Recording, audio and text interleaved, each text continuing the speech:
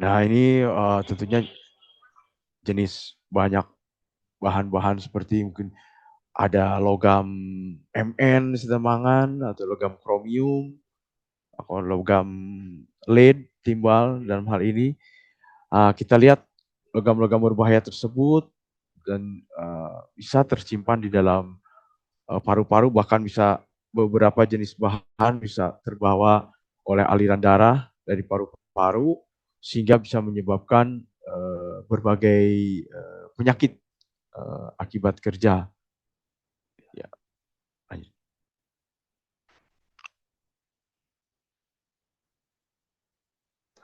Nah, sebetulnya tubuh kita memiliki pertahanan yang apa? Yang alami, sudah seperti ada bulu hidung, lalu juga di tenggorokan ada silia, lalu juga ada mukus atau ada refleks dari batu. Ini adalah perlindungan alami yang diciptakan oleh Allah, oleh Tuhan, bisa menyaring beberapa jenis partikel.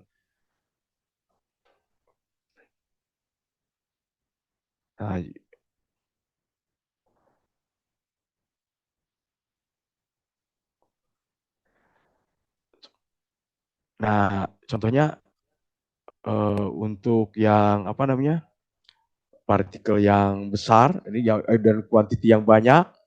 Nah, kuantiti yang banyak juga tentunya perlindungan alami dalam tubuh kita tidak bisa melindungi pernapasan dari partikel yang sangat banyak. Jadi bahaya terkait pernapasan itu bisa dibagi menjadi satu jenis bahannya yang kita hirup, dan yang kedua adalah jumlah banyaknya yang bisa kita hirup. Nah, setiap jenis bahan juga ada punya sifat racun atau toksikologi yang berbeda-beda. Ada bahan yang tidak berbahaya, ada bahan yang sangat berbahaya. Nah, sensitivitas lanjut, partikel juga ada beberapa partikel yang bisa menyebabkan alergi dan juga ukuran partikel. Nah, ukuran partikel yang sangat kecil bisa masuk ke pernapasan kita sampai ke apa namanya? Ke aliran darah kita. Kalau misalnya ukuran partikel di atas 100 mikron, dia itu masih bisa tertahan oleh sistem perlindungan tadi yang ada di tubuh kita, seperti ada bulu hidung, tadi ada apa namanya, ada mukus, ada refleks batuk refleks, itu bisa untuk yang ukuran-ukuran di atas 100 mikron. Tapi untuk ukuran yang di bawah 100 mikron atau yang sampai 10 mikron, itu mungkin bisa masuk ke dalam pernapasan kita, bahkan bisa dibawa ke aliran darah atau tersimpan di paru-paru.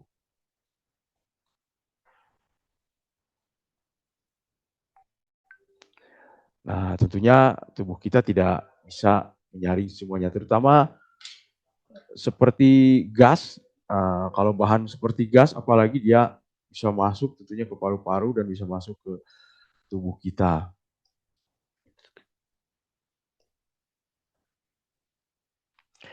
Tentunya tubuh kita tidak bisa mampu menahan untuk bahan berbahaya itu. Nah, permasalahannya adalah dari bahan berbahaya tadi yang terhirup ke pernapas kita, ada beberapa yang memiliki bau atau bisa tercium, ada yang tidak memiliki bau sama sekali.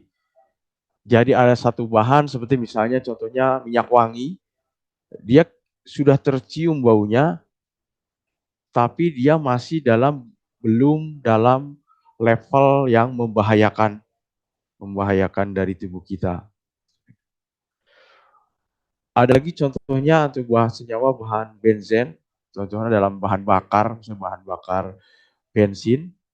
Nah, jika bensin atau yang kandungannya itu benzen sudah mulai tercium oleh pernapasan kita, sebenarnya dia sudah jauh melewati ambang berbahayanya. Jadi bahaya terkait pernapasannya tidak selalu kita karena penciuman kita langsung merasakan. Ada bahan seperti parfum yang tercium tapi belum pada level bahaya. Ada pula bahan yang justru kalau tercium itu justru udah lebih dari level nilai ambang batas bahayanya. Nah, itu juga semakin kita harus waspada ketika kita bekerja terutama di seperti di laboratorium atau di area kerja pertambangan dan lain sebagainya yang bisa ada kemungkinan bahan berbahaya terhirup ke dalam pernapasan kita.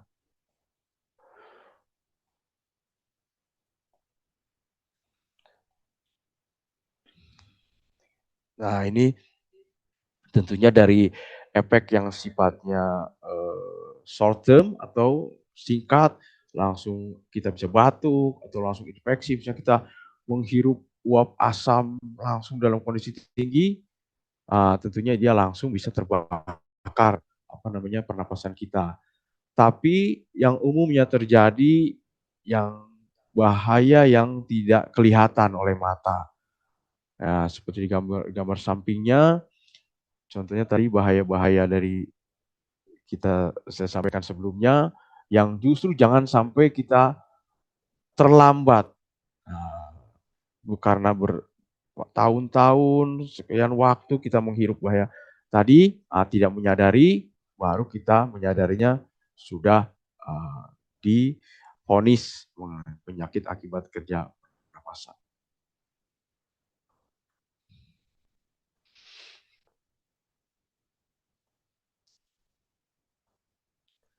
Nah, paru-paru kita sendiri sebetulnya bisa memompa udara itu tergantung dari jenis kerja. Nah, kalau pekerjaan yang ringan, misalnya seperti hanya duduk atau sambil duduk atau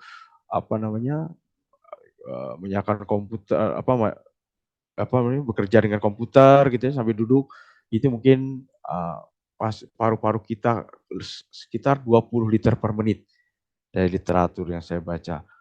Lalu juga kalau misalnya pekerjaan yang medium mungkin sambil berdiri tapi tidak membawa beban yang berat 40 liter per menit.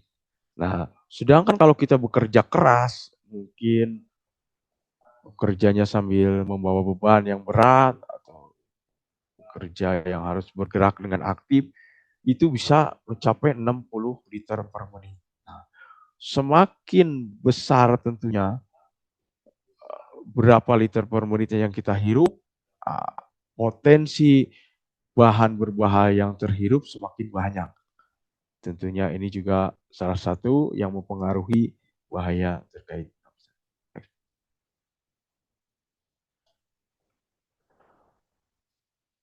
Nah, selanjutnya kita akan masuk ke program perlindungan pernapasannya. Itu. Yang dalam hal ini saya akan memberikan beberapa langkah, antara lain administrasi program. Administrasi program ini sebenarnya termasuk dari termasuk dari medical check up atau misalnya atau kalau dalam dalam terkait pernapasan itu uji spirometri. Lalu juga identifikasi bahaya yang kedua, lalu pemilihan respirator atau masker yang tepat, lalu cara penggunaan yang tepat, lalu tentunya mengetahui rekam jejak. Rekam jejak ini semacam kayak kita menentukan misalnya menggunakan respirator jenis tertentu itu harus gantinya berapa lama sih gitu. Nah, yang kelima itu pemeliharaan atau jadwal penggantian dari respirator filternya.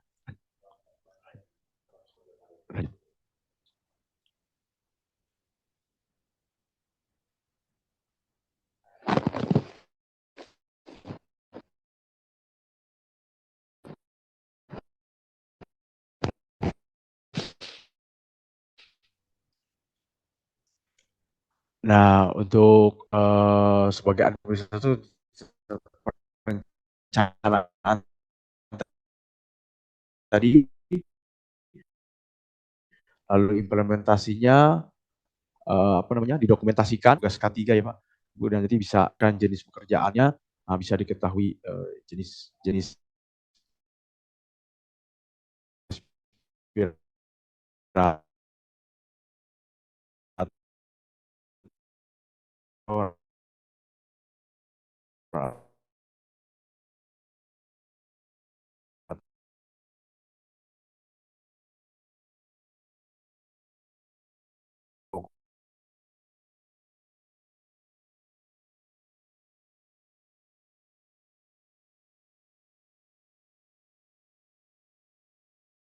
respirable. Yang kedua adalah asap. Nah, asap ini adalah satu eh, pembakaran dari bahan, umumnya menimbulkan asap atau partikel-partikel asap. Contohnya kita lagi melakukan ada rekan mungkin yang melakukan proses pengelasan atau pemanasan logam. Nah, kita kalau asam sangat berbahaya dikategorikan partikulat. Ya. Yang ketiga ada yang kategori mist atau kabut ya.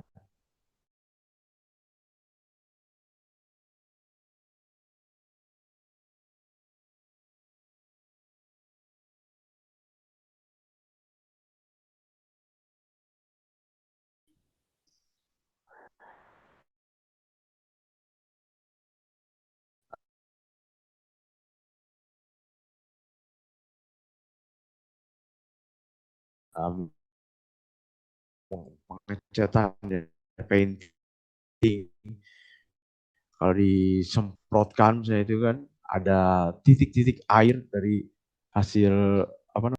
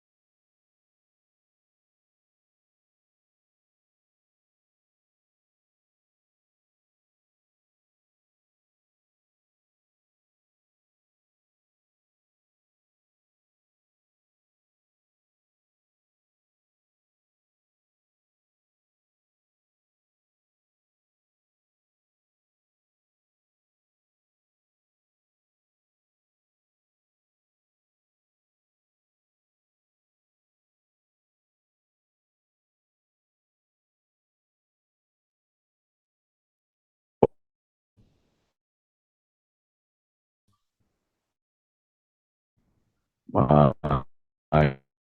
Jadi kategori partikulat, kategori zat kimia atau yang uap dan gas tadi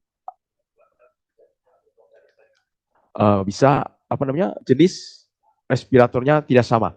Begitu pula untuk kekurangan oksigen.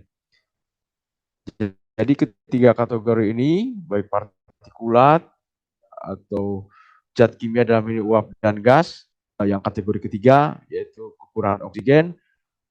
Ketiganya ini memiliki jenis perlindungan pernapasan yang tidak sama. Apakah suaranya sudah terdengar? Tadi sudah, Pak. Oke, oke. Mungkin tadi ada sedikit gangguan jaringan ya. Mohon maaf. Oke, kita tunggu Pak Hasim minum dulu ya. Silakan Pak Hasim minum dulu. Iya, terima kasih. Bila ada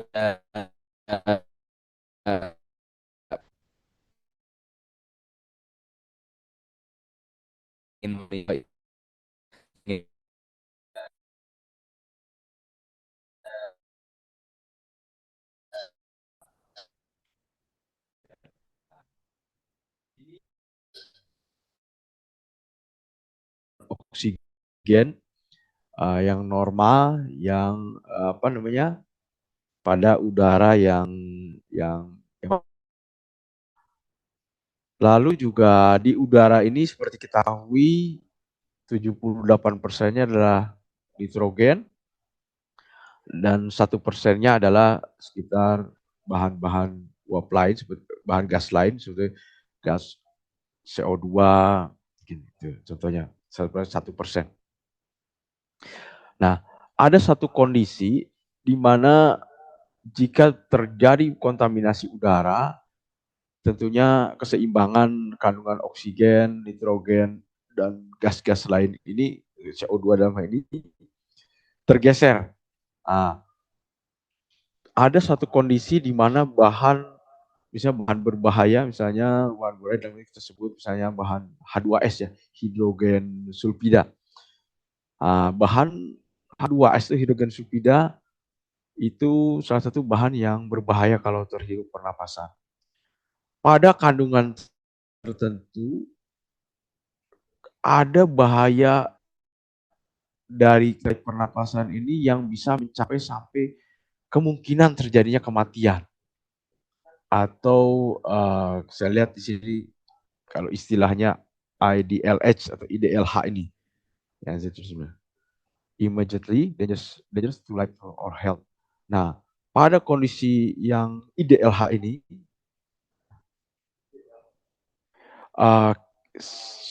tidak diperkenankan untuk bekerja misalnya kita dalam kondisi yang IDLH ini. Kondisi kandungan yang terlalu berbahaya. Bahkan respirator pun yang canggih tidak boleh digunakan di IDLH ini.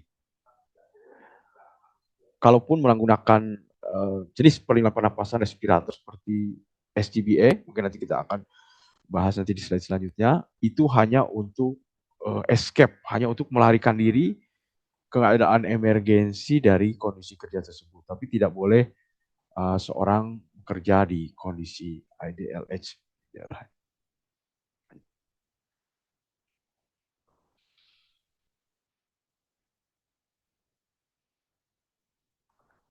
Ini contoh gambaran kondisi-kondisi tempat kerja yang bahaya-bahaya terkait pernapasan.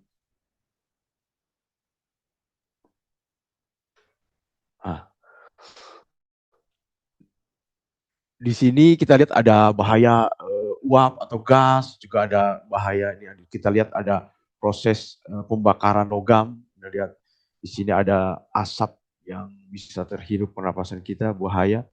Juga ada pekerjaan-pekerjaan lain yang berkaitan bahaya terkait pernapasan.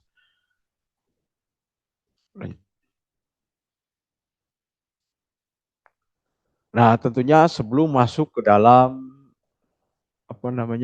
pengendalian bahaya dengan alat pelindung diri, tentunya kita juga harus bahas terlebih dahulu tentang hierarki pengendalian bahaya.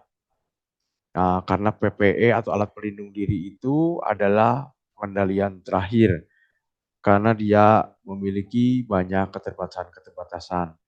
Setelah resiko itu diidentifikasi, tentunya sebelum menggunakan respirator, lebih efektif untuk dilakukan proses eliminasi dulu. Seperti gambar nomor 1,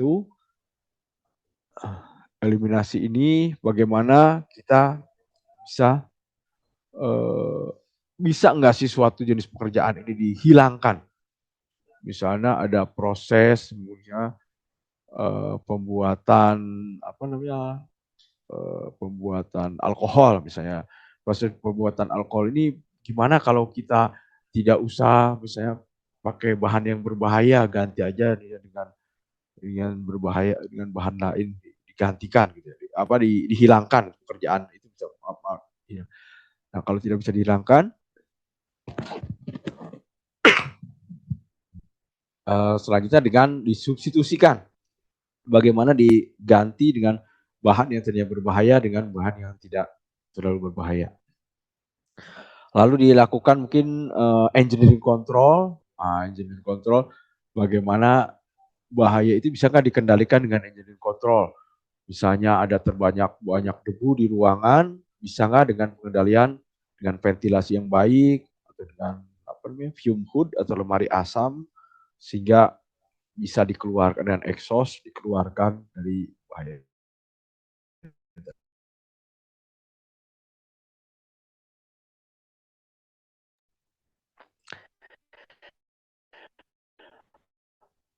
Nah,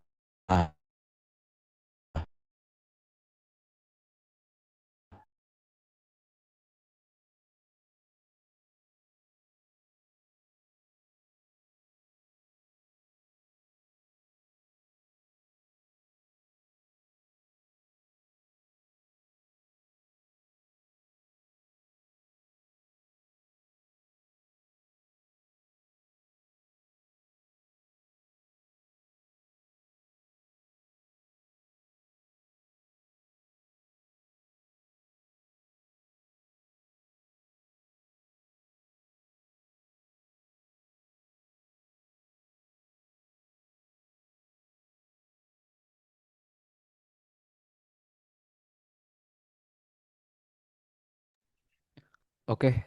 eh,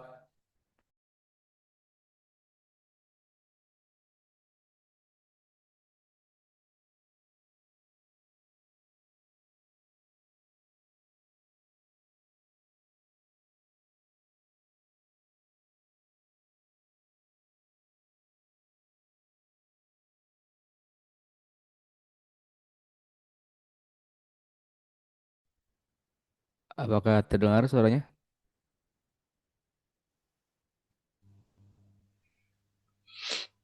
Cek satu. Oke, silakan. Ada lagi ya? ya, ya. Ini kriteria. Yang pertama jenis kontaminannya, lalu konsentrasi atau kandungan banyaknya di udara, dan yang ketiga adalah APF atau Sign Protection Factor yang diharuskan. Nah, Sign Protection Factor kita akan bahas nanti di slide selanjutnya. Lalu dari kondisi kerja. Di sanalah kita bisa menentukan jenis respirator maupun filternya yang tepat.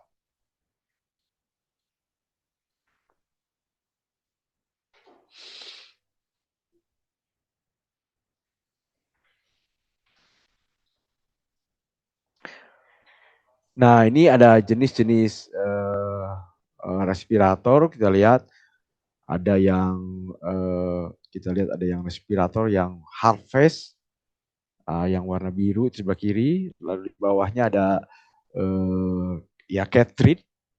Cartridge ini adalah untuk dapat menyaring kategori uap dan gas. Nah, jadi kalau kita menggunakan jenis respirator, masker respirator yang biru ini, nah kalau misalnya yang ini dipasang dengan cartridge di bawah, Nah, kalau dengan Catherine, ini bisa melindungi untuk uap dan gas. Akan tetapi, dia tidak dapat melindungi pernapasan yang terkait partikulat tadi, lalu debu, tadi ada kabut, mist. Itu yang jenis partikulat itu yang tadi kita sampaikan, atau di gambar ini sebelah kanan dari gambar itu tidak bisa terlindungi. Sedangkan yang uap dan gas yang sebelah kanan, yang sebelah kiri gambar ini itu hanya bisa dilindungi dengan jenis Catherine. Itu. Lalu kita lihat di paling atas ada masker-masker kayak masker N95, banyak ini jenis-jenis masker N95, jenis masker-masker apa perlindungan untuk partikulat. Justru untuk bahaya partikulat seperti contohnya debu, di sana saya tuliskan ada fumes, ada juga mist gitu, atau kabut, ini bisa dilindungi dengan jenis respirator yang partikulat, yang itu yang partikulat ini kursornya apa? Ya itu partikulat. Sedangkan yang uap dan gas tidak bisa dengan menggunakan Catherine tersebut. Ya, next.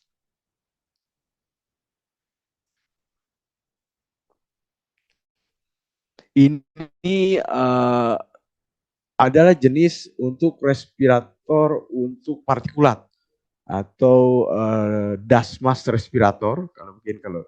Nah, ada standar untuk dust mask respirator ini yang umum digunakan adalah standar dari NIOSH atau dari Amerika Serikat. Dari standar NIOSH ini membagi menjadi standar N95, kita lihat, standar N99, standar N100. Nah, itu tergantung jenis bahayanya juga. Jadi ini yang di slide ini semuanya adalah khusus untuk perlindungan terhadap yang kategori partikulat. Tidak bisa digunakan untuk yang kategori uap dan gas. Ini sangat penting sekali.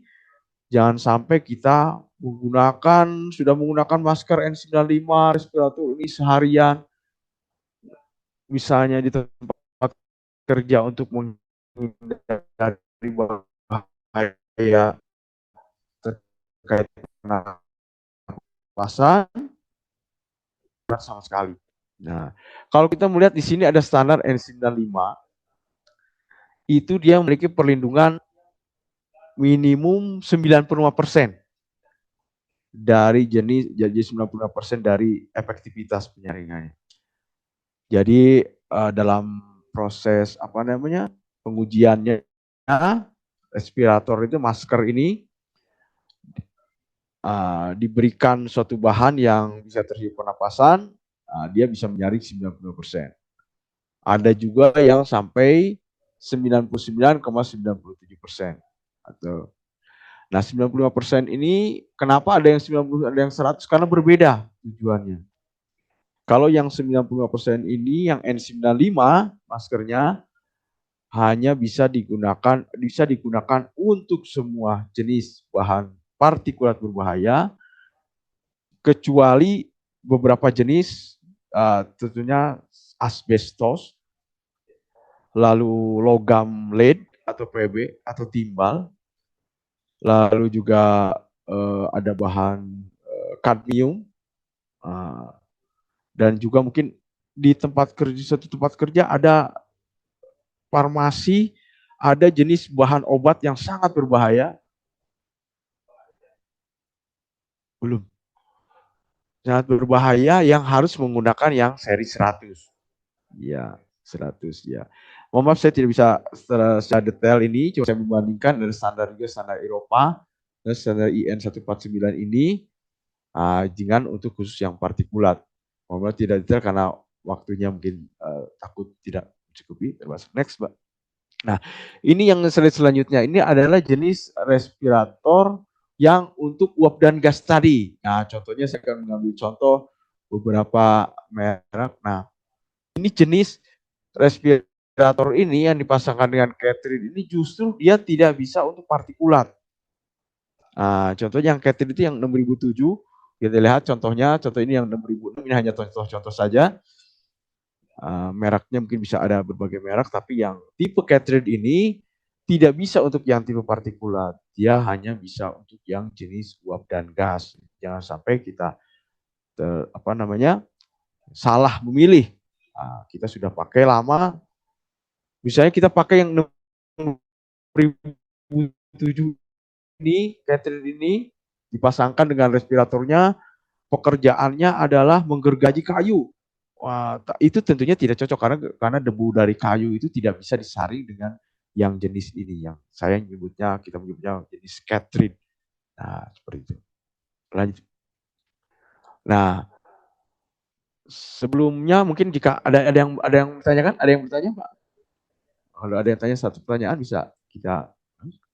Oke, mungkin bila ada pertanyaan atau mungkin ada yang ingin sharing ya Ya. terkait mungkin yang Nah, di industrinya sudah punya alat respiratori atau yang ingin ya, bagaimana sih ya, cara menggunakan atau cara pemilihannya.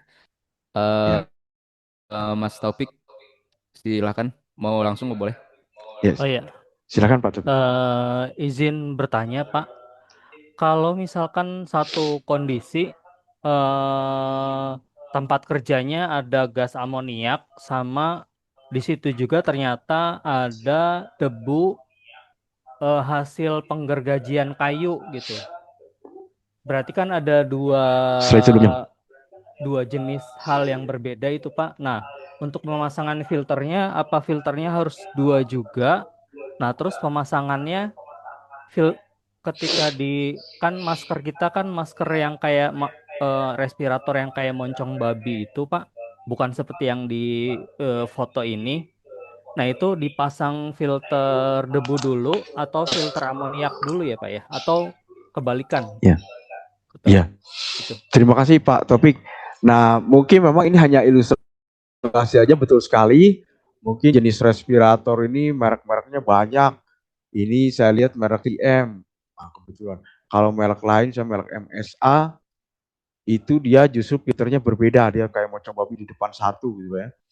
Juga ada merek-merek lain, merek Crispo atau merek lain juga berbeda-beda. Nah, untuk ada dua jenis di sini yang disampaikan amoniak sebagai jenis kategori gas. Lalu juga ada debu kayu, itu jenis kategori partikulat. Maka dia harus didobel, Pak. Nah, biasanya yang catridnya, misalnya kalau catrid yang model MSA itu yang bulat, itu dipasangkan dulu ke masker ke respiratornya, maskernya. Kalau yang 3M ini mungkin bisa di kursor, Pak. Ya, misalnya contohnya yang 6006 itu, ini catrid ini kelihatan di sini. Ya, itu dipasangkan ke respirator terlebih dahulu, salah satu atau bisa yang ini atau itu. Lalu ditambah juga dengan filter. Nah, dalam ini salah satu contoh 5N11 ini.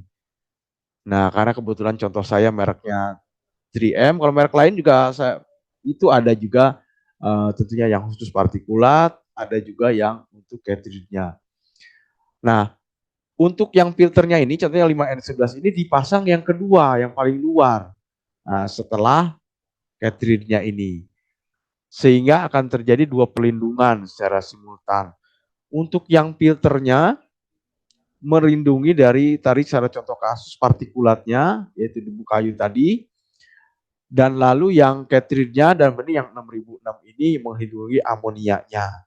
Nah, jadi dalam satu jenis satu respirator yang dipakai, kita bisa melindungi dua bahan sekaligus.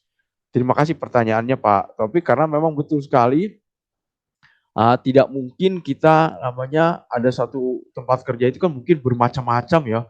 Ada debu, ada gas, ada segala macam. Nggak mungkin kita pakainya respiratornya pakai dua gitu masing-masing ya, betul Pak. Jadi bisa dengan ditandem gitu Pak. Nah, dia pakai misalnya kalau jenis 3M ini pakai 6006 dan 5N11.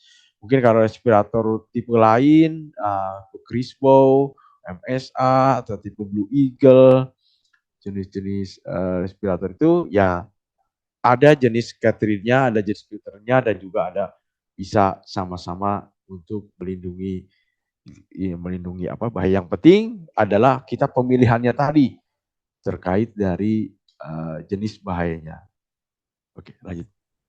Oke, kita cukup Mas Taufik ya. Nanti Baik, terima dilanjutkan kasih lagi Pak. Siap, setelah siap. ini. Oke, Ya, lanjut ke ya, materi lagi ya. Pak. Silakan. Ini sekilas mungkin mengingatkan bahwa ketika kita bekerja,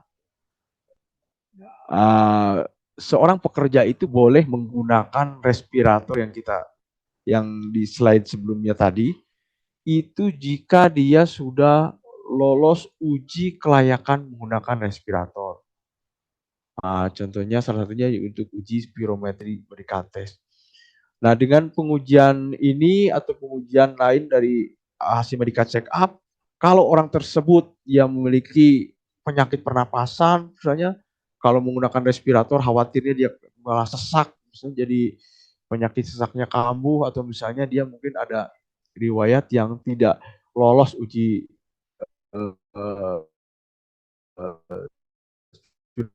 spirometri ini, misalnya dia justru tidak dipikirnya sih sebenarnya tidak ditempatkan di tempat kerja yang bahaya pernapasan tadi, karena dia tidak bisa menggunakan respirator. Ya. Itu penting sekali kita sampaikan untuk kita sama-sama, terutama para mahasiswa, sama kita agar mengetahui hal ini. Ya, lanjut. Karena jangan sampai kita menggunakan APD tadinya ingin melindungi, tapi malah timbul penyakit lain. Nah, terkait jenis-jenis respirator ini, saya ingin membagi dua, ada yang di sini ada yang unpowered dan powered. Yang unpowered ini di sini adalah yang benar-benar mengandalkan napas dari pemakainya. Contohnya yang das mask tadi, terus yang half mask, ada yang full face. Ini adalah yang mengandalkan napas pemakai. Ada juga jenis respirator yang power, yang sebelah ini. Nah, dia ada yang half mask-nya juga, ada yang full face, ada juga yang menggunakan hood. Dan jenis power ini dia menggunakan suatu motor. Jadi menggunakan mesin sehingga kita napasnya itu dibantu dengan penyaringannya dengan alat bantu penyaringan. Nah, dan itu yang warna merah itu juga itu yang breathing apparatus yang warna merah ini. Nah, semua yang warna biru ini adalah jenis-jenis perlindungan pernapasan atau respirator yang sifatnya menyaring kontaminan di udara kerja. Nah, ada beberapa bahan yang tidak bisa disaring dengan walaupun dengan respirator yang warna biru ini kategorinya semua jenis yang canggih pun tidak bisa menyaring, contohnya seperti gas karbon monoksida, lalu juga karbon dioksida. Karbon dioksida terlalu tinggi, lalu juga gas metan. Contoh-contoh bahan itu gas metan, karbon monoksida, karbon dioksida tidak bisa disaring sama sekali dengan respirator manapun yang kategori yang biru ini. Nah, dia harus menggunakan jenis respirator yang ditandai merah ini, yaitu yang disuplai udaranya dari luar atau membawa oksigen. Kita napasnya pakai oksigen, bawa udara bertekanan, kita napasnya lewat napas oksigen kayak tabung oksigen gitu, tabung udara. Nah, bernapasnya kita harus menggunakan yang itu. Selain kalau untuk jenis tadi yang tidak bisa difilter kayak metan, karbon monoksida, karbon dioksida, tidak bisa. Dia harus menggunakan yang warna merah ini.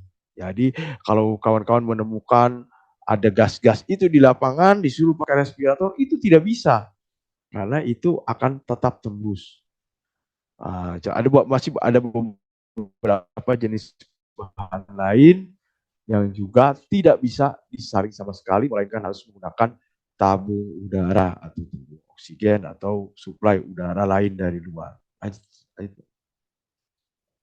Nah, lalu apa membedakan dengan ini, ada masker kain, ada masker juga masker medis ya. atau masker earloop dengan masker yang N95 tadi. Apa yang membedakan? Yang membedakannya masker-masker ini dengan dibandingkan masker N95, dia tidak cukup rapat di wajah. Kalau lihat kita ada sela-sela hidung dan dagu yang masih di dalam pernapasan. Dan masker kain juga yang bawah itu dia bahannya tidak dirancang untuk bisa menahan partikulat yang berbahaya. Contohnya bahan-bahan tadi seperti bahan-bahan logam berat atau misalnya tadi silika, asbestos itu tidak bisa. Dia harus menggunakan minimal masker N95 minimal. Nah ini dia. Jadi perbedaan antara saya ingin menggunakan masker N95 atau respirator dengan surgical mask, yaitu dia masih ada celah di mana masuk. Selain tadi sudah tepat cara pakainya, sudah tepat jenis pemilihannya, juga cara pakainya harus benar. Ya.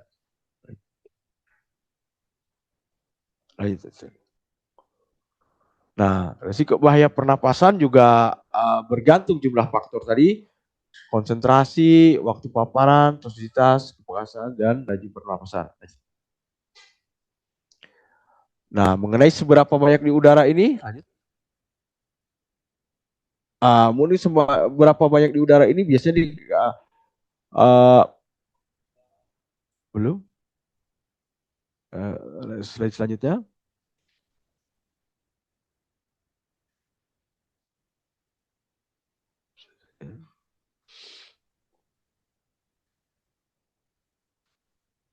Nah, ini harus bagaimana kita mengetahui di udara kita kerja ini ada kandungan bahan berbahaya melewati ambang batas bahaya, yaitu tentunya dengan melakukan pengukuran, contohnya dengan alat-alat ukur ini. Nah, ini bisa diukur kalau partikulat biasanya dalam satuan miligram per meter kubik. Kalau misalnya kalau uap dan gas dalam satuan ppm. Kalau yang sifatnya serat seperti asbestos dengan menggunakan serat per sentimeter kubik. Lanjut aja.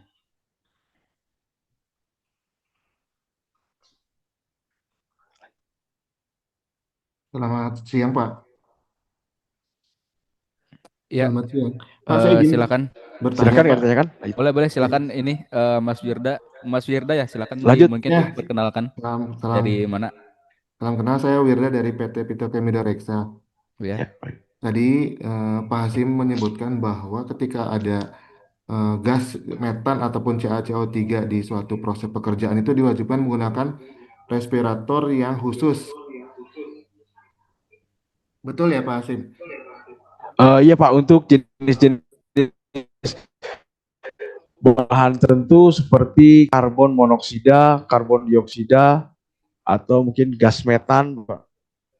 Ya, kebetulan di proses produksi kami, beberapa proses itu ada kandungan metan dan karbon monoksidanya yang tinggi dihasilkan dari proses produksinya. Ada dari alkohol ataupun dari siplicia karena produk kami itu dari bahan alam, jadi ada penggilingan, ada pengepresan. Ketika kita lakukan pengujian menggunakan gas detektor, ternyata gas karbon monoksidanya tinggi. Tetapi apakah dengan menyebutkan tadi dibilang Pak Hasim, kita harus ada respirator khusus, tapi kan ada juga hierarki untuk di hierarkinya seperti eliminasi seperti itu, Pak. Karena kan faktor APD itu kan terakhir ya, Pak. Kalau misalkan dari kita engineering kontrolnya itu sesuai gitu dengan menggunakan exhaust ataupun engineering kontrol yang sesuai lagi itu, Pak. Apakah tetap harus menggunakan respirator khusus itu, Pak?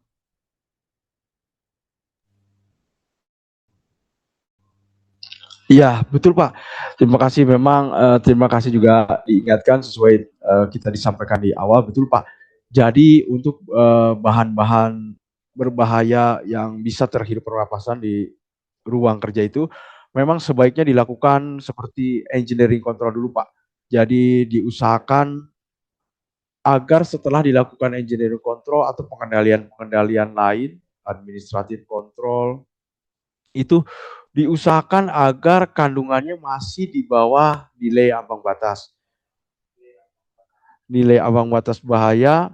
Nah, kalau di bawah nilai ambang batas bahaya terkait pernapasan, tentunya eh, sebetulnya kalau memang seperti misalnya di ruangan yang sudah benar-benar bersih, itu kita bisa tentunya menggunakan tidak menggunakan APD pun misalnya tidak nggak mau menggunakan APD kalau pengendalian sudah memang apa namanya sudah memang bisa mengendalikan sehingga di bawah paparan memang tidak wajib menggunakan respirator. Nah terkait tadi di tempat kerja Bapak ada paparan yang mungkin salah satu gas metan tadi ya. Nah gas metan itu mungkin ya yang bisa dilakukan adalah yang kalau kita membaca literatur atau misalnya itu bisa menggunakan supplied air respirator Pak. Jadi dia disuplai udara dari luar. Kalau memang kandungan bahan yang tadi yang terukur di sana misalnya metan itu lebih tinggi dari ambang batas pernapasan kita bahaya, harus menggunakan di supplied air tadi. Nah, pada jenis-jenis bahan tertentu, misalnya tadi ada bahan lain juga yang nggak bisa juga pakai respirator tadi, contohnya kayak bahan nitrat, itu tidak bisa. Itu sebenarnya ada jenis respirator lain dari merek MSA, merek Draeger, atau merek Northwest, yaitu dengan menggunakan kanister. Jadi kanister itu sedikit berbeda dari respirator yang disampaikan tadi. Kanister itu memiliki komposisi yang sedikit banyak bisa untuk mengurangi sehingga sampai batas tertentu dari paparan di tempat kerja tadi. Tapi kalau memang kandungannya terlalu tinggi seperti gas metan tadi, yang kalau bisa dilakukan dengan supplied air respirator. Kalau tidak bisa menggunakan supplied air respirator, bisa menggunakan jenis respirator yang menggunakan tadi kanister tadi Pak. Ada Pak. Ya, terima kasih. Ya, mungkin seperti itu, Pak Wirda. Bagaimana? Oke, berarti ya kita kan menyesuaikan kalau di perusahaan kan pasti ada budgeting ya. Kalau menggunakan respirator khusus kan memang harganya mungkin Atau nanti agak mungkin berbeda bisa bukan diskusi pasien ya lebih Pak. lanjut ya, mungkin offline kalau misalnya lebih teknis. Iya Pak, siap Pak, makasih Pak. Nanti kita bisa tentunya kita hubungi Pak. Ya, ya, ya. Silakan, silakan Bu Nursi Pak. Ya Pak, terima kasih. Mohon maaf nih Pak, saya sedang sambil makan di luar Pak. Cuma penasaran aja nih Pak, pengen bertanya terkait ini Pak di ruangan kantor kami Pak, di ruang pelayanan. Ini kita kan agak bau kayak apa? Mohon maaf Mungkin suaranya agak tempat ya WC gitu loh Pak. Apa sih saya sih nggak paham namanya ya. Kalau kecil. jamban gitu loh Pak, pembuangan jamban itu. Nah itu kita di ruangan agak pengap gitu Pak. Sedangkan ruangan pelayanan itu kan kita tertutup dan ada AC. Nah ini kenapa membuat pernapasan agak eh, ini ya Pak ya agak sesak.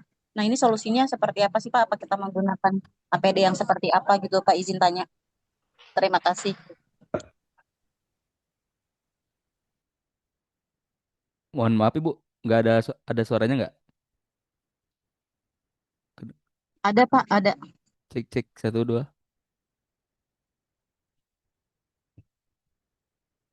Masuk Pak suara Bapak. Masuk ya? Boleh diulang Mbak sekali lagi? Ya Pak, jadi di ruangan Sebentar ya. pelayanan kami, terdengar nggak Pak? Sebentar Bu. Sebentar Bu.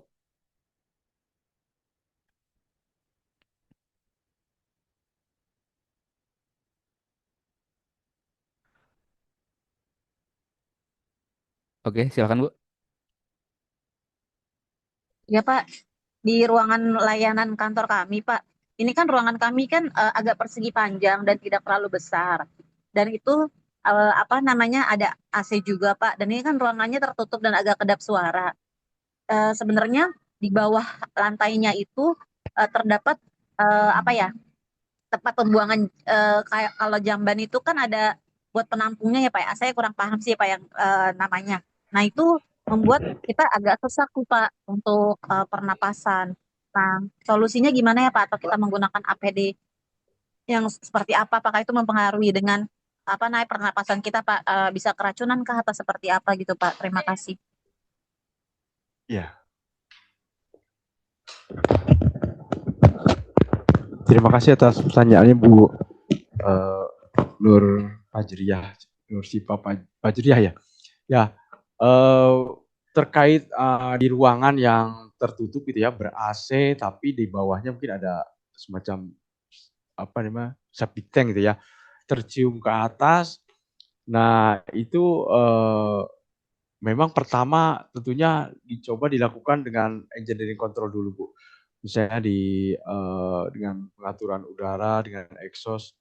Atau itu kalau sudah dilakukan masih ada tercium, sebenarnya itu kita sebaiknya sih dilakukan pengukuran suspected apa bahan yang tercium tersebut ya. Biasanya mungkin ada gas H2S atau misalnya gas amoniak. Nah itu bisa menggunakan kalau dia terukur masih di bawah nilai ambang batas, akan tetapi mungkin ini masalah kenyamanannya tentunya walaupun dia nggak berbahaya, tapi kan kenyamanan terganggu juga nggak mau ya. Mungkin bisa mundur ke beberapa slide sebelumnya, Bu sebentar. Terus.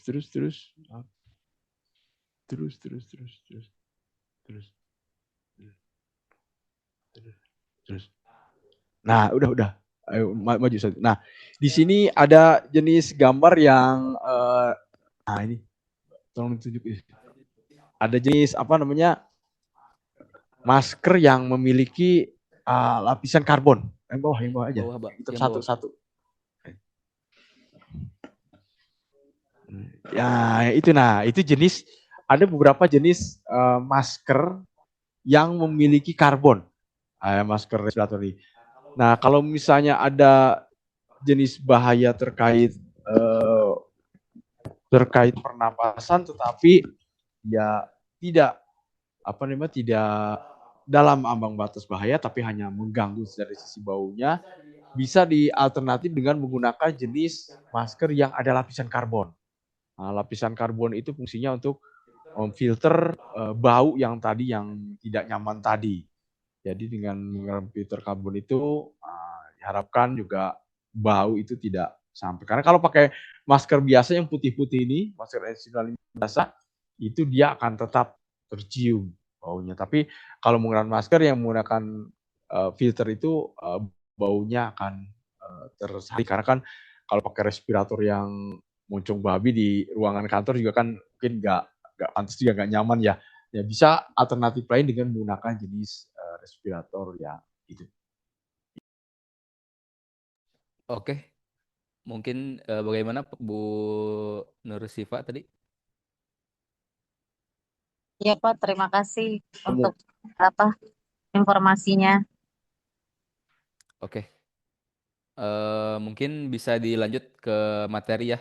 Kita selesaikan dulu materi, nanti bila ada pertanyaan silakan di resen lagi. Ini adalah contoh dari jenis untuk memeriksa batas paparan tadi. Jadi kita dari tadi bicara tentang nilai ambang batasnya. Contohnya ini adalah contoh, misalnya bisa lihat dari literatur ini. Di sini kita lihat ada long term exposure, berapa di situ nilainya, dan juga ada short term exposure-nya. Di sana kita lihat bahan propan 1 diol, yang kedua dari bawah, dari atas, itu kita lihat 200 ppm, nilai NAB-nya untuk waktu pengukuran 8 jam, atau secara pengukuran singkat 250 ppm. Jadi yang dimaksud tadi, bahan ini berbahaya kalau diukur di tempat kerja kita melewati dari nilai ini. Nah, kalau melewati dari nilai ini baru kita wajib menggunakan respirator. Next. Ya, terus ini propionic acid. Di sini kita lihat 10 ppm nilai NAB-nya atau nilai TLV. Nah, berarti kalau sudah ada kandungan di atas 10 ppm dari si propionic acid ini, kita harus mulai menggunakan respirator. Itu juga di bawahnya ada propil asetat, dia ternyata 200 mg untuk NAB-nya. Nah, jadi kalau di atas 200 mg harus menggunakan respirator. Jadi seperti disampaikan, setiap bahan ini tidak sama untuk NAB-nya. Ada semakin kecil NAB-nya, seperti bawahnya lagi ada propylene oxide yang paling bawah itu hanya 5. Nah, itu berarti semakin berbahaya, karena kalau dalam 5 ppm aja dia sudah berbahaya, apalagi tentunya 10 ppm. Jadi semakin kecil NAB itu semakin berbahaya. Lanjut. Nah, kalau di Indonesia sendiri kita bisa melihat contoh dari Permenaker nomor 5 tahun 2018. Kita lihat di sini contohnya silikon karbida. Ya, itu dia memiliki nilai AB-nya 0,1 fiber atau serat per sentimeter kubik seperti tadi ya. Itu juga ada silika, contohnya dia misalnya 0,05 nih, silika ini yang 2227 0,05 miligram per meter kubik NAB. Kalau kita terukur 1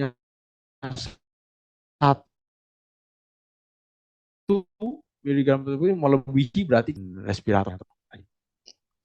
Nah, terkait dengan NAB tadi, dari beberapa negara, beberapa standar, contohnya ini standar yang dari OSHA, setiap dari Eropa terus Jepang sebenarnya memiliki standar-standar. Kalau di Indonesia kita belum ada penentuan untuk APF ini, Advanced Protection Factor ini fungsinya apa? Kalau maskernya itu tadi di sini kita lihat yang jenis half mask yang di atas, itu dia melindungi sampai 10 kali dari NAB.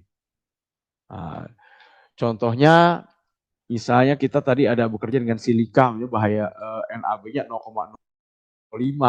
Berarti kalau kita maskernya yang half mask, yang setengah wajah, dia bisa kita pakai sampai kandungan silika 10 kali 0,05 atau sampai 0,5 ppm, miligram per meter kubik. Lalu bagaimana kalau silikanya itu di atas 0,5, misalnya sampai 1,8 miligram per meter kubik, maka harus menggunakan hanya yang model full phase yang sampai 50 kali. Jadi ini contohnya kalau logam silika berarti 50 kali 0,05. Lalu bagaimana kalau lebih tinggi lagi sampai di atas 50 kali sampai 100 kali? Nah, itu. Nah, bisa menggunakan power air purifying respirator dengan model kepala yang full phase. Nah, ini 1000.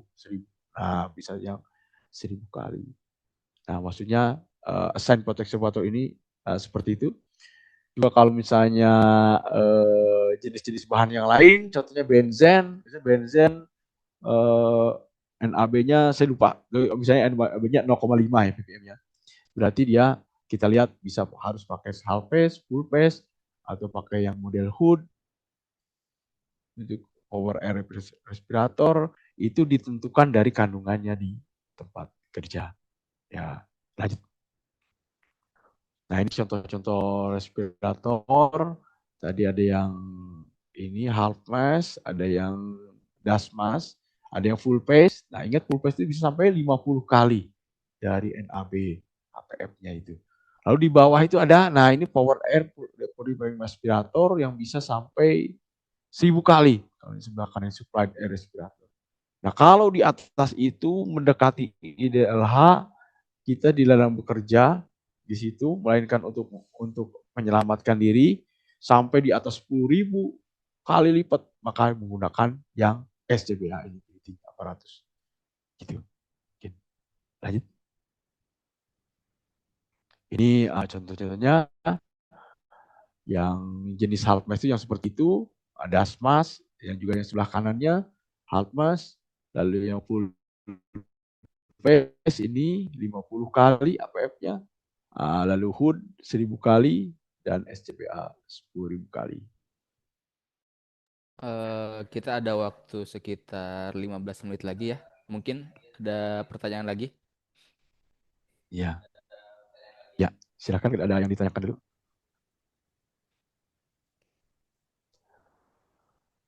Jika tidak ada, bisa dilanjut aja, Pak. Bisa Oh, dilanjutkan. ada Ada. Mas Taufik tadi. Ya, silakan Mas Taufik. Pak, izin tanya lagi, Pak. Kalau saya kan tadi baru awal-awal Bapak bicara tentang bahayanya asbes. Asbes itu, Pak, kalau sekalinya udah masuk ke dalam paru-paru, dia nggak bisa keluar lagi ya? Kondisinya kayak gitu kah? Serat asbes yang Bapak maksud itu? Itu aja sih, Pak. Terima kasih, Pak. Jadi pertanyaannya, apakah jika asbestos sudah masuk bisa dikeluarkan kembali gitu, begitu ya Mas ya? Iya, Ya. atau maksudnya Ya. ya, Kemungkinan akan sulit Pak, karena dia akan tertusuk di alveoli, di bagian dalam dari paru-paru, kemudian sulit mungkin minum obat dan lain sebagainya, dan nanti mengurangi efek tersebut. Saya kira sulit untuk mengeluarkannya. Untuk mengeluarkannya sangat sulit. Jadi fungsi yang menggunakan kita untuk sharing ini, diskusi ini, yaitu untuk mencegah jangan sampai itu masuk ke dalam pernapasan. Ya, bagaimana Mas Taufik, ada lagi? ya, baik-baik. Itu aja sih. Terima kasih banyak, Pak. Oke, Pak.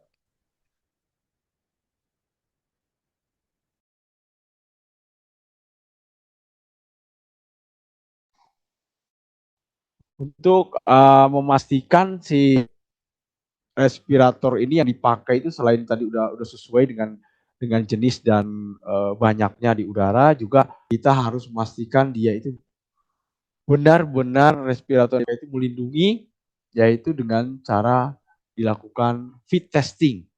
Respirator fit testing ini dengan alat ini kita bisa melakukan pengecekan, pengujian, di mana kalau misalnya dengan alat fit test ini kita bisa mengetahui apakah respirator yang kita pakai fit atau enggak, atau rapat nggak di wajah kita. Karena kalau tidak cukup rapat, juga khawatirnya masih ada bahan kontaminan yang masuk ke pernapasan kita. Ya gitu. Kami dari tim dari GRI juga mungkin Bapak Ibu mungkin yang di daerah Jabodetabek sini yang mungkin ingin lebih lanjut mengetahui tentang cara melakukan fit test ini, kita bisa sampaikan dengan offline untuk melakukan fit test untuk memastikan benar masker itu melindungi kita dengan rapat. Ya. Nah, alat fit testing ini ada yang metode kualitatif, ada yang kuantitatif. Dengan kuantitatif dengan alat khusus, dengan menggunakan alat tersebut, kita bisa mengetahui sejauh mana rapatnya respirator ketika dipakai, sehingga dia bisa benar-benar melindungi. Jangan sampai udah seharian pakai respirator, ternyata dia tidak cukup rapat sehingga tidak melindungi. Nah, ada hal-hal lain yang menjadi pertimbangan juga adalah masalah adanya jenggot dan kumis. Ternyata, mohon maaf, juga beberapa orang menggunakan respiratornya sudah bagus, sudah tepat, tapi tetap mengalami kebocoran karena mungkin kalau yang sebelah kanan bapak-bapak yang berkumis ini, dia pakai respirator yang 2 ini nggak bisa karena masih akan ada kebocoran. Lalu yang jenggotnya ini apalagi yang sebelah kanan nggak bisa menggunakan semua jenis respirator karena tentu akan terjadi kebocoran. Lanjut.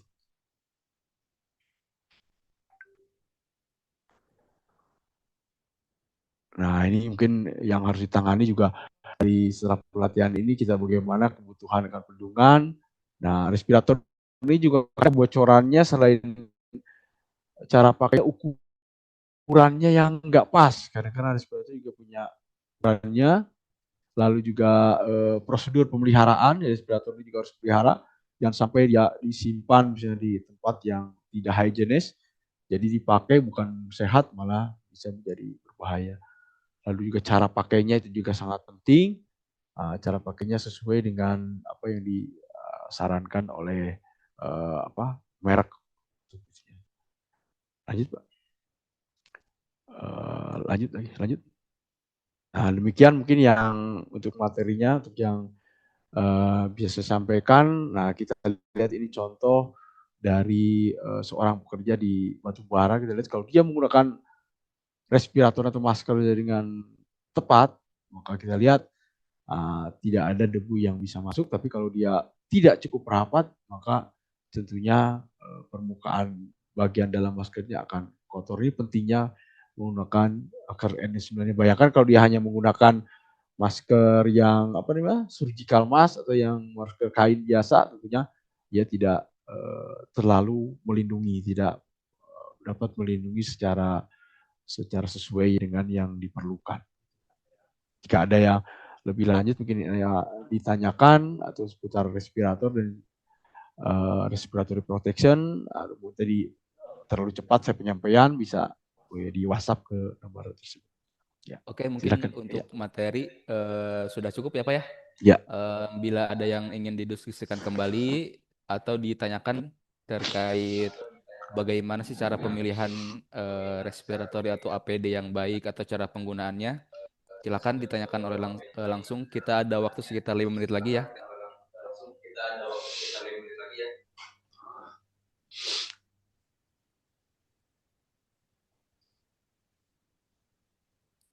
Untuk Pak Wirda tadi sudah cukup ya Pak Wirda? Cukup jelas Mas Lutfi. Oke, terima kasih Pak Wirda. Mungkin jika memang tidak ada pertanyaan, ada tambah lagi Pak? Sudah cukup? Cukup. Ya. Pak izin Pak, sebelum ya, ditutup boleh, Pak.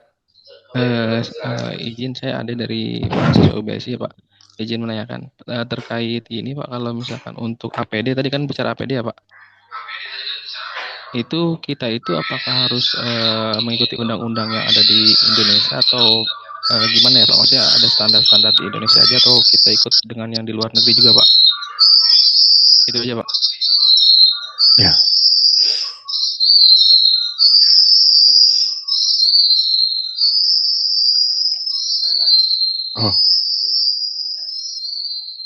Oh ya. Ya, terima kasih pertanyaan dari Pak siapa? Dari Pak Ade Ridwan. Oh, Pak. Oh ya Pak Tepik. Ya. Ya, jadi untuk tingkat bahaya dari kandungan bahan kimia ini, kita tentunya bisa berapa dia melewati NAB atau enggaknya bisa mengacu ke Permen nomor nomor 5 tahun 2018 tadi, di mana di sana ada list bahan-bahan apa saja dan berapa sih nilai bahayanya, baik dia untuk selama 8 jam atau pengukuran setel atau 15 menit. Kita bisa mengacu ke Permen 05 tahun 2018 antara lain, atau mungkin juga regulasi dari Permenkes nomor 70 tahun 2006 ya kalau tidak salah ya. Nah, ada peraturan itu contohnya tadi Permenaker nomor 5 tahun 2018. Apabila sudah melewati ambang batas, di sana hasil pengukuran atau misalnya dari MSDS bahan di sana mengandung bahan yang ada di list tersebut dan melewati ambang batasnya, nah itu diwajibkan menggunakan untuk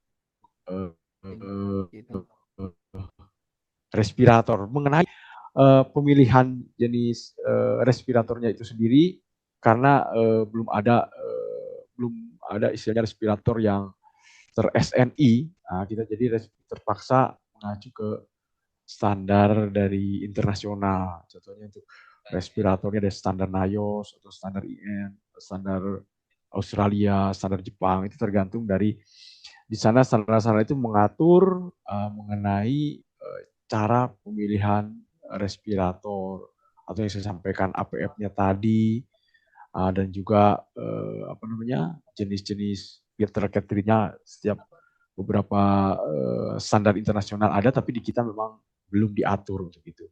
Jadi intinya untuk perlindungan pernapasan ini bukan hanya untuk pemenuhan regulasi, pada intinya kan kita ingin melindungi orang kita yang bekerja atau rekan kita atau tim kita yang bekerja di area yang disinyalir bisa menghirup bahan-bahan berbahaya tadi, nah kita harus menggunakan jenis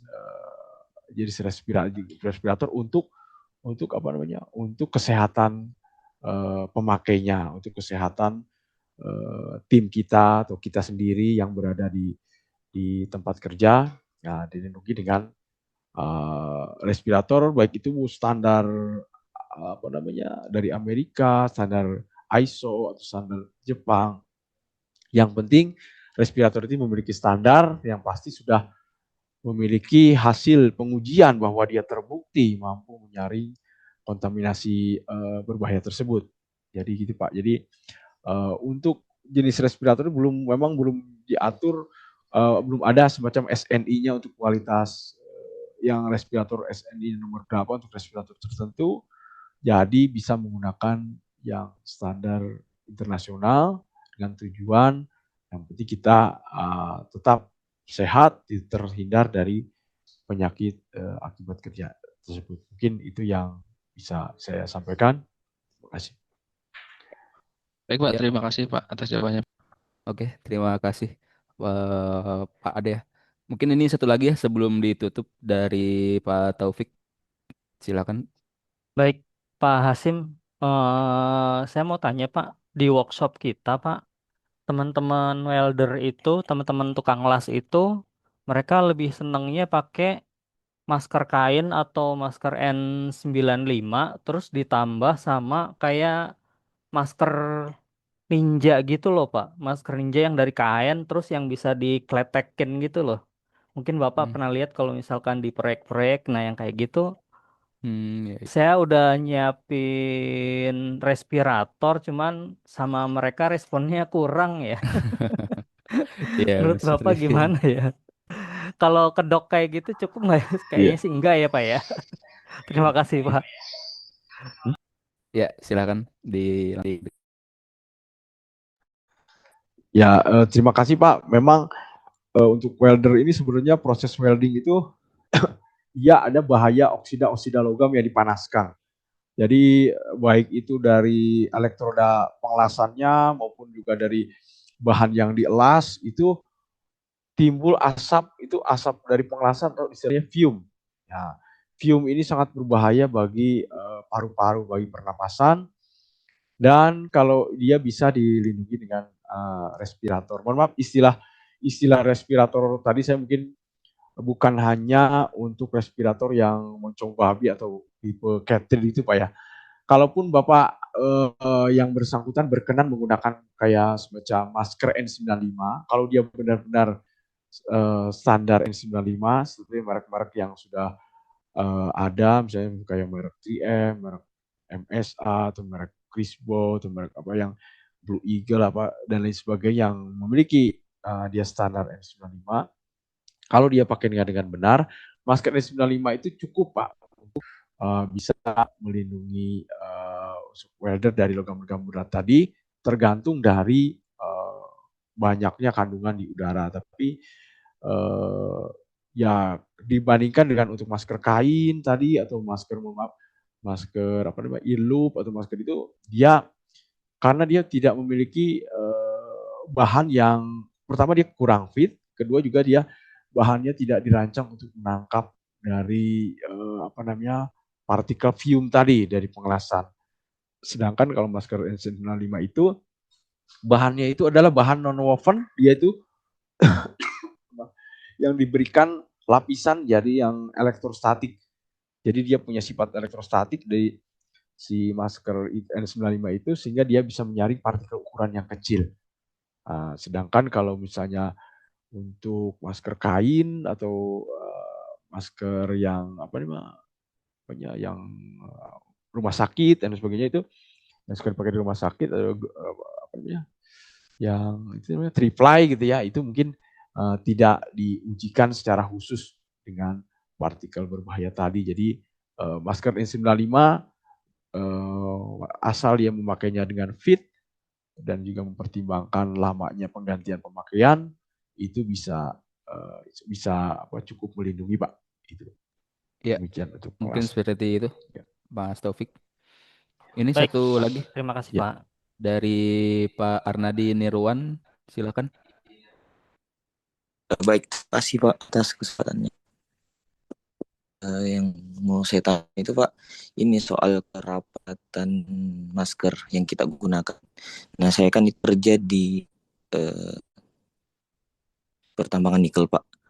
Nah, di proses preparasi ore nikelnya itu, di preparasi kering itu, kadang teman-teman itu pakai respirator yang moncong babi, tapi sebelum dia pakai masker itu dia tuh pakai masker medik dulu Pak, masker medik terus baru ditutup sama masker moncong babi.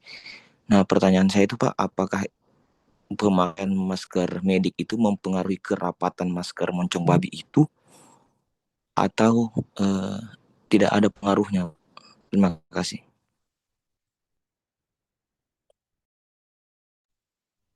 Baik, terima kasih Pak Arnadi. Izin saya menjawab. Jadi untuk Bapak di proses preparasi untuk nikelnya Pak ya, rekan-rekan Bapak. Nah, untuk proses preparasi nikel itu yang pertama dalam menggunakan masker moncong babi juga harus dipilih, pastikan filternya yang tepat Pak. Jangan sampai masker moncong babi yang diberikan itu dia memiliki filternya yang sifatnya Catherine untuk uap dan gas. Sedangkan yang Bapak hindari di sana adalah mungkin partikulat dari proses preparasi nikel. Jadi harus dipastikan Pak di sana antara antara jenis cartridge atau filter yang dipilih di respirator moncong babi Bapak itu sesuai. Nah itu yang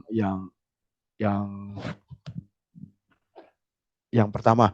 Nah yang kedua pada preparasi itu tadi kalau ada masker medik ya. Nah, masker medik itu kalau dia dipakai double dengan dengan masker respirator, dia masker mediknya nggak boleh di depan, nggak boleh di yang nempel ke wajah. Kalau masker mediknya nempel ke wajah ditimpa dengan respirator, dia malah akan ada celah di mana partikel-partikel tadi masuk melalui sisi-sisi respirator. Jadi tidak cukup rapat, tidak cukup fit, gitu Pak. Jadi harus mungkin bisa jadi kalau bahayanya hanya partikulat, masker N95 cukup Pak. Tapi bisa jadi kalau ada proses preparasi Bapak ada bahan-bahan kimia lain seperti asam atau misalnya yang bisa terhirup, dia harus menggunakan yang moncong babi. Sekali lagi yang paling penting adalah pemilihan filter dan cartridge dari respirator itu Pak. Dan yang kedua adalah yang masker kain itu jangan dicampur di yang nempel ke wajahnya. Jadi dia harus kalau bagian luarnya juga nggak mungkin juga sih ya. Tapi kalau nempel ke wajah itu malah akan celah. Dia akan malah masuk dari sisi-sisi dari respirator gitu Pak. Jadi pemilihannya.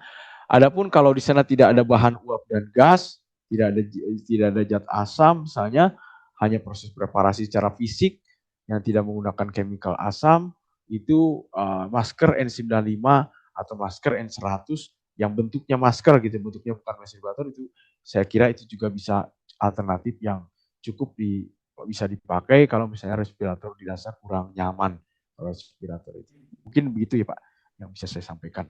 Ya, mungkin seperti itu Mas Arnadi. Dari Terima industri kasih nikel banyak. daerah mana Pak, Mbak Arnadi? Kalau boleh tahu. Halmahera Tengah. Oh, IW. Halmahera ya? Halmahera, iya, iya, iya. Iya, Bagaimana, ada lagi? terima kasih Pak. Oke, cukup ya. Mungkin dari yang lain, dikarenakan waktu sudah menunjukkan pukul 15.37 ya, kita cukupkan terlebih dahulu. Nanti bila ada pertanyaan lagi bisa didiskusikan di grup ya. Oke. Terima kasih kepada Pak Hashim atas materinya yang sangat bermanfaat, dan terima kasih juga untuk antusiasme seluruh para peserta webinar pada hari ini.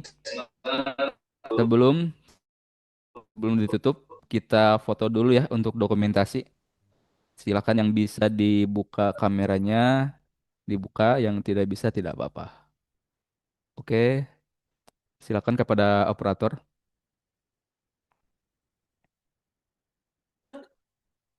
Oke, untuk halaman satu kita hitung ya, 1, 2, 3.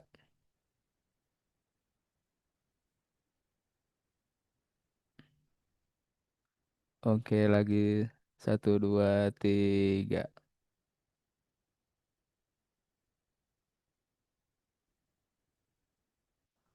Sudah?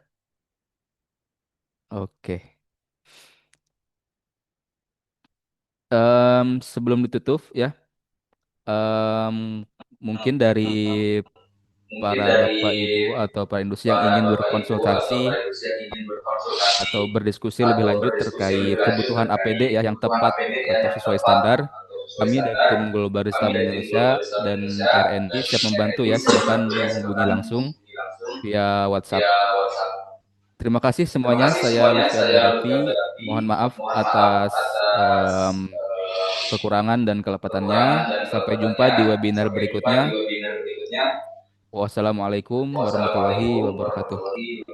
Untuk absen silakan di-share di grup ya setelah ini. Terima kasih yang sudah join. Terima kasih semuanya yang sudah bertanya juga. Terima kasih khususnya kepada Pak Hashim ya. Ya, silakan boleh langsung live.